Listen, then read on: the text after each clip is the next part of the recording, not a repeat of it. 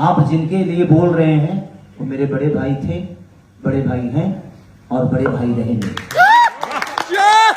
जी हाँ दोस्तों, भोजपुरी के superstar power star Pawan Singh को अब पावर स्टार के साथ ट्रेंडिंग स्टार भी कहा जाने लगा है। जी हाँ दोस्तों, पिछले महीनों से पावर स्टार पवन सिंह का सॉन्ग ट्रेंडिंग सेक्शन में ट्रेंड कर रहा है और इसमें कोई शक नहीं कि भोजपुरी भी पवन सिंह पे ही टिकी हुई है। जी हाँ दोस्तों, कमाल की जानकारी देंगे इस वीडियो में। उससे पहले अगर आप हमारे चैनल पर नए हैं तो चैनल को सब्सक्राइब करके बेल आइकन ऑन कर ले ताकि आपको सारी अपडेट मिलती रहे। जी हाँ दोस्तों, पवन सिंह के बाद भी खेसारी लाल यादव ने पवन सिंह को अपने बड़े भाई के रूप में कहते हुए नजर आए। जी हाँ दोस्तों, इससे पहले पवन सिंह ने अपने खेसारी लाल यादव को भी छोटे भाई के रूप में कहते हुए नजर आए।